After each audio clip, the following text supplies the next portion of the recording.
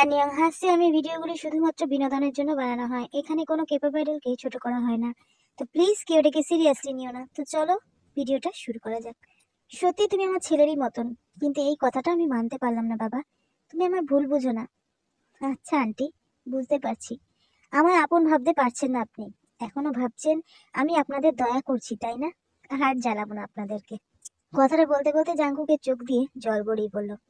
ডান হাত দিয়ে চোখের জলটা মুছে নিল আর ওই ফটোটাকে বুকের মাঝে জড়িয়ে নিয়ে বলল, জানেন তো, জীবনে কখনো না মা বাবার ভালোবাসাটা পায়নি। তারা চলে যাওয়ার পর কাকু আমাকে তাদের ভালোবাসাটা দিয়েছিল, কিন্তু আমার কপালটাই খারাপ, তিনিও আমাকে ছেড়ে চলে গেলেন। আর আজ একটু মায়ের ভালোবাসা চেয়েছিলাম, কিন্তু সেটাও আমার কপালে নেই। মাঝে মাঝে মনে হয় জীবনটাই শেষ করে ফেলি, তাহলেই হয়তো মুক্তি পাবো। যাই হোক, অনেক বাজে বুকে ফেলেছি। আপনারা ভালো থাকবেন, সবসময় এই প্রার্থনা করি ভগবানের কাছে। আমি আসছি আন্টি, আর আশা করছি এই অতি বড় লোকের মুখটা আপনাকে আর কখনো দেখতে হবে না। ভালো থাকবেন। আর তেকে এসব কিছু বলার দরকার নেই। জিন এতক্ষণ চুপ করেই ছিলেন, তিনিও কেঁদে ফেলেছেন জাঙ্কুকের কথাটা শুনে। তুমি আমার কথাটা শোনো বাবা, আমি তোমাকে সেভাবে বলিনি, তুমি খারাপ ভেবো না। জাঙ্কুক আলতো হেসে বলল, আমি আপনার কথা কিছু মনে করিনি আন্টি। ভালো থাকবেন বলে ফটোটাকে বুকে জড়িয়ে দৌড়ে ঘর থেকে বেরিয়ে গেল। তুমি যেও না, শোনো আমার কথাটা। জাঙ্কুক আর পিছন ফিরে তাকায়নি। জিন হতাশ হয়ে চেয়ারে বসে পড়লেন। চোখ দুটো আজ বাদ মানছে না তার। তে পাশের বাড়ির বাচ্চাটার সাথে খেলতে গিয়েছিল, তাই কিছুই জানে না এসব। সে বাড়িতে এসে দেখলো তার মা মুখটা থমথমে করে বসে আছে। কি হয়েছে মা, তুমি এরকম মন খারাপ করে কেন বসে আছো? না কিছু না। স্যার কখন চলে গেলেন? এই তো কিছুক্ষণ আগেই। তে আর কোনো কথা বাড়ালো না, মনে মনে ভাবলো, তবে কি স্যার আর মায়ের মধ্যে কোনো কথা হয়েছে? কিছুই তো বুঝতে পারছি না। রাত প্রায় 11টা বাজে। হঠাৎ তের ফোনে টিংটং করে কয়েকটা মেসেজ এলো। তে দেখলো জাংকুক স্যারের মেসেজ। সঙ্গে সঙ্গে মেসেজ বক্সে ঢুকে মেসেজটা দেখে বুকটা কেঁপে উঠলো। আমাকে ভালোবাসো না তাই না? ঠিক আছে, আর ভালোবাসতেও হবে না। আমি যে বড্ড বড় লোক, আর এই বড় লোক তোমাকে অনেকটা ভালোবাসেতে। যাই হোক, আর কখনো খুঁজে পাবে না আমাকে, তাই খোঁজার চেষ্টাও করো না। ভালো থেকো প্রিয়। মেসেজটা পুরো পড়তে হাত থেকে ফোনটা মাটিতে পড়ে গেল। অজানা একটা ভয়ে মনের ভিতরটা যেন দুমড়ে মুচড়ে যেতে লাগলো। তে দৌড়ে ওর মায়ের কাছে এসে বলল, মা, একটা সত্যি কথা বলবে? জিন আনমনা হয়ে কি বসেছিলেন, হঠাৎ তে ওনাকে এই কথাটা জিজ্ঞেস করতে উনি বললেন, তোকে মিথ্যে বলার কোনো কারণ তো আমি খুঁজে পাচ্ছি না। স্যারের সাথে তোমার কি কথা হয়েছে একটু আমাকে বলবে? হয়েছে তো অনেক কথাই, কিন্তু আমি হয়তো অনেক বড় ভুল করে ফেলেছি। তের বুকটা ধড়াস করে উঠলো। সঙ্গে সঙ্গে জিজ্ঞেস করলো, মা প্লিজ একটু পরিষ্কার করে বলো না। জিন সবটা খুলে বলতেই তের যেন মাথায় আকাশ ভেঙে পড়লো। মা, এটা তুমি কি করলে? দেখ, আমি জানি আমার ভুল আছে, কিন্তু তা বলে আমাদের মধ্যে এই পার্থক্যটা বদলে যায় না বল? আর আমি মেনে নিতে চাইছিলাম সবটা, কিন্তু সে তো আমাকে সুযোগটাই দিল না, তার আগেই বেরিয়ে গেল।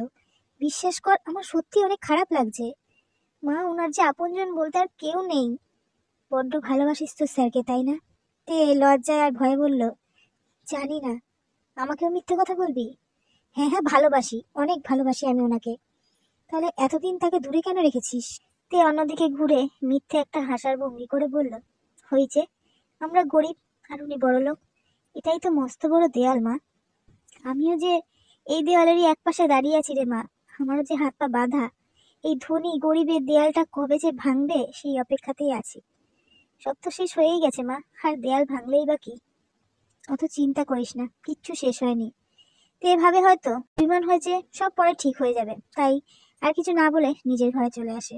বিছানায় শুয়ে শুয়ে মনটা কিছুতেই মানতে চাইছে না তার, তাই ফোনটা হাতে নিয়ে জাঙ্কুক স্যারের নাম্বারে ডায়াল করলো, কিন্তু অপর প্রান্ত থেকে শোনা যায় যে ফোনটির সঙ্গে যোগাযোগ করার চেষ্টা করছেন সেটি এখন সুইচ অফ আছে। তে আরো ভয় পেয়ে যায়, মনে নানা চিন্তা এসে ভিড় করে। গভীর রাত পর্যন্ত জানলার পাশে বসে সময় কেটে যায় তার, তবুও ঘুম আর দু চোখে কিছুতেই আসে না। অন্তরাত্মা যেন বারবার চিৎকার করে বলছে, কিসের বড় লোক, কিসের গরিব, ভালোবাসার কাছে এই সবই ঠুনকো। তাকে যখন এতই ভালোবাসিস, কেন তাকে দূরে করে রাখছিস? এখন শুধু মরিচিকার মতন পিছনে ছুটে কোনো লাভ নেই।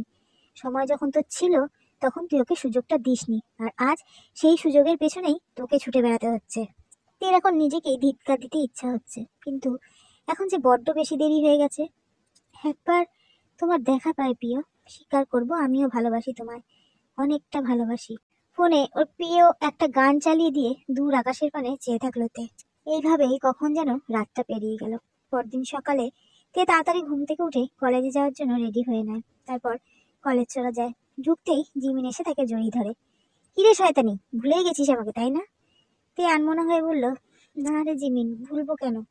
সে তো বুঝতেই পারছি, এখন হয়তো নতুন নাগর হয়েছে তোমার, এই জন্যই সবকিছু ভুলে যাচ্ছ। বাজে কথা বন্ধ কর, আমার বেস্ট ফ্রেন্ড, বুঝতে পেরেছিস? আরে আমি উল্টোপাল্টা কারোর কথা বলিনি, আমি তো জাংকুক স্যারের কথা বলেছি। বলেই হো হো করে হেসে উঠলো। তে একটা রাগি লুক নিয়ে বলল, এবার একটু বেশি বাড়াবাড়ি হয়ে যাচ্ছে, তুই চুপ করবি প্লিজ? এমনিতে আমার মনটা ভালো নেই। আচ্ছা বাবা, সরি, ঠিক আছে চল ক্লাসে যাই। হুম। দুজনে ক্লাসে এসে বসলো। তা তোর মন ভালো কেন নেই শুনি? পরে বলবো তোকে সবটা। জিমিন দুঃখ করে বলল, কোনোদিন তো সত্যি কথা বলিসনি আমাকে। আচ্ছা বাবা সরি, এবার থেকে বলবো, হয়েছে? জিমিন তের গালে একটা চুমু দিয়ে বলল, এই তো আমার বেস্টির মতো কথা। এই তে, কি হলো বলতো? স্যার আজকে ক্লাসে কেন এলো না? আমি কি করে জানবো বল? সেটাই তো, কিন্তু ওনাকে তো কমন রুমেও দেখলাম না। হয়তো কলেজে আসেননি। একটা কথা বলি, কিছু মনে করবি না তো? না না, মনে করবো না, বল। তুই আমাকে একটা সত্যি কথা বলবি? আরে বল না। তুই স্যারকে ভালোবাসিস তাই না? তে লজ্জা পেয়ে বলল, জানি না। কেন মিথ্যা বলছিস তে? সত্যি কথা বল। হ্যাঁ ভালোবাসি। তাহলে ওনাকে দূরে কেন সরিয়ে রাখছিস? খুব বড় ভুল করে ফেলেছি রে, বিশ্বাস কর। উনি হয়তো অভিমান করে আছেন আমার ওপর। কেন, কি এমন হয়েছে? তে এবার সবটা জিমিনকে খুলে বলল। তুই চিন্তা করিস না, দেখবি সব ঠিক হয়ে যাবে। ওনাকে ফোনও করেছিলাম, সুইচ অফ বলছে। আর আজকে উনি কলেজেও আসেননি, তার মানে উনি আমার উপর রাগ করেই আমার সাথে যোগাযোগ বন্ধ করে দিয়েছেন। জিমিন মুচকি হেসে বলল, না রে পাগলি, এমনটা নয়। আসলে উনি হয়তো দেখতে চাইছেন তুই ওনাকে ভালোবাসিস কিনা। জিমিন তুই বল না, ওনাকে হারিয়ে ফেলবো না তো আমি? না রে বাবা না, একটু অপেক্ষা কর, দেখবি সব ঠিক হয়ে যাবে। এখন চল, বাড়ি যাব। এই শোন না। বল। ওই কাই আছে না, বড্ড জ্বালাচ্ছে, কি করি বলতো? তুই পাত্তা কেন দিচ্ছিস? আর আমি পাত্তা দিইনি, তবুও পিছনে পড়ে আছে। আমার কাছে তোর নাম্বারটা চেয়েছিল, আমি দিইনি, কিন্তু কলেজের গ্রুপ থেকে আমার নাম্বার নিয়ে ফোন করছে বারবার। আচ্ছা ঠিক আছে, তুই এখন বাড়ি যা, আমি দেখছি কি করা যায়। তুই আচ্ছা বলে বাস স্ট্যান্ডের দিকে চলে গেল। মনে মনে ভাবলো, কখন যে বাসটা আসবে তার ঠিক নেই। ভাবতে ভাবতে বারবার ফোনে টাইম দেখতে থাকলো সে। কোথা থেকে কাই বাইক নিয়ে এসে ওর সামনে দাঁড়ালো। শুধু শুধু বাসের অপেক্ষা করে কি হবে, চলো আমি লিফট দিচ্ছি। তে ভদ্রতার খাতিরে একটু হেসে বলল, থ্যাংক ইউ, কোনো দরকার নেই, আমি বাসে করেই চলে যাব। আরে চলো চলো, পৌঁছে দিচ্ছি আমি। আরে ঠিক আছে বললাম তো। কাই আর কথা বাড়ালো না, কারণ বাস স্ট্যান্ডে আরো অনেক লোক দাঁড়িয়ে আছে। সে চুপচাপ বাইক নিয়ে ওখান থেকে চলে যায়। সঙ্গে সঙ্গে বাস আসতেই তে তাড়াতাড়ি বাসে উঠে যায়। বাড়িতে পৌঁছে দেখলো ওর মা বাড়িতে নেই। তে হাত মুখ ধুয়ে এসে খেয়ে নিল। তারপর বাইরে বেরিয়ে দেখলো ওর মা ঢুকছে। কোথায় গেছিলে মা? ওই সেলাইয়ের কাজগুলো জমা দিতে গেছিলাম। ও আচ্ছা, তা কলেজে স্যারকে দেখলি আজকে? না মা, উনি আসেননি। তুই ভাত খেয়েছিস? এই খেলাম। জানিস তো, ছেলেটা না কাল অভিমান করে চলে গেছে, কি যে খারাপ লাগছে কি বলবো। আমি তো ওই নিয়েই চিন্তায় মরে যাচ্ছি মা। তোর বাবা না ছেলেটাকে বড্ড ভালোবাসতো, আর আমরা ওকে এতটা কষ্ট দিয়ে ফেললাম। যা হওয়ার তা তো হয়েই গেছে, তুমি এসব নিয়ে আর ভেবো না তো। না ভাবলেও চিন্তা হচ্ছে ছেলেটার জন্য, তার উপর সবে অসুখ থেকে উঠেছে। ওই জন্যই তো আমারও চিন্তা হচ্ছে মা। কাল একবার ওর বাড়িতে গিয়ে দেখ। কাল যদি উনি কলেজে আসেন তাহলে তো ভালো, না হয় দেখ কি হয়। তে ফোনটা নিয়ে ওর ঘরে চলে আসে। বিছানায় এপাশ ওপাশ করতে করতে হঠাৎ ফোনটা হাতে নিয়ে আবার জাংকুক স্যারের নাম্বারে ডায়াল করে। কাকতালীয় ভাবে ফোনটা এবার রিং হতে থাকে। তে তো ভেবেছিল হয়তো সুইচ অফ বলবে। ফোনটা রিং হতেই থাকে, তারপর একসময় কেটে যায়। তে মনে মনে ভাবলো, কি হলো ব্যাপারটা, ফোনটা রিসিভ কেন করলো না? রাগে গজ গজ করতে থাকলো, কতদিন আমার উপর অভিমান করে থাকবে মিস্টার? একবার তোমাকে হাতের সামনে পাই, তারপর দেখবে কি করি। বলে আবার ফোন করলো, কিন্তু একইভাবে রিং হয়ে কেটে গেল। তে রাগে ফোনটা ছুঁড়ে বিছানায় ফেলে দিল। তারপর কোলবালিশটাকে জড়িয়ে ধরে শুয়ে পড়লো। পরের দিন তে কলেজ যায়। জিমিন আবার দৌড়ে আসে। কি, তুই আজ এত লেট কেন? ঘুম থেকে উঠতে দেরি করে ফেলেছি, ওই জন্য দেরি হয়ে গেছে। আচ্ছা চল ক্লাসে যাই। ওদের ক্লাসে গিয়ে ওরা বসে পড়লো। যথারীতি ক্লাস শুরু হলো। কিছুক্ষণ বাদে প্রিন্সিপাল এসে বলল, দেখো খুব দুঃখের সাথে জানাচ্ছি, তোমাদের ইংলিশ ডিপার্টমেন্টের ইনচার্জ মিস্টার জিয়ান জাংকুক আমাদের কলেজ থেকে রিজাইন নিয়েছে। উনি আর আসবেন না কলেজে। আর খুব তাড়াতাড়ি আমাদের নতুন ইনচার্জ মিস আই ম্যাডাম হবে। আশা করি সবাই বুঝতে পারলে। সবারই মন খারাপ হয়ে যায়, কারণ জিয়ান জাংকুক ভালো স্যার, সবাই ওনাকে অনেক ভালোবাসেন, স্টুডেন্টদের সাথে ওনার বন্ডিংটাও খুব ভালো। তে তো কথাটা শুনে বেশ ভয় পেয়ে যায়, মনে মনে ভাবতে থাকে, তবে কি আমি চিরদিনের মতো আপনাকে হারিয়ে ফেললাম স্যার? আপনি কি কখনোই আর আমার সামনে আসবেন না?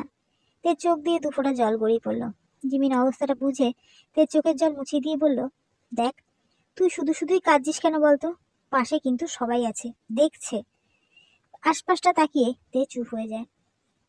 ক্লাসটা শেষ হতেই জিমিন তেকে টেনে বাইরে নিয়ে আসে। আমি চলে যাচ্ছি জিমিন, তুই ক্লাস কর। না, আমি তোর সাথেই যাব। না, তোর যেতে হবে না, সামনে এক্সাম, তুই ক্লাস কর, আমি চলে যাচ্ছি। কারণ আমার একদম ভালো লাগছে না, স্যারের জন্য কষ্ট হচ্ছে, তাই না? আমি আসছি জিমিন, তুই যা। তে এক প্রকার জিমিনকে এড়িয়ে সেখান থেকে চলে যায়। জিমিন নিজে ক্লাসে চলে যায়। এরপর প্রায় 4 দিন কেটে গেছে।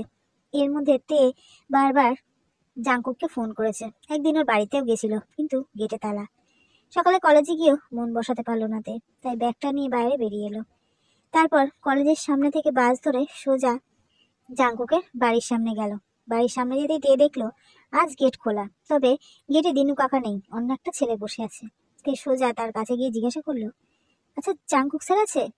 ছেলেটি একটু হকচকে গিয়ে বললো, না মা, এই নামে এখানে কেউ থাকেন না। কি? উনি এখানে থাকেন না মানেটা কি? উনি তো এখানেই থাকেন। না ম্যাম, আপনি ভুল জানেন, এখানে ওই নামে কেউ থাকেন না। তার মানে স্যার আপনি কোথায় চলে গেলেন? So guys, that's for today. যদি ভিডিওটা ভালো লাগে লাইক করো, কমেন্ট করো, শেয়ার করো, চ্যানেলটা সাবস্ক্রাইব করে নিও।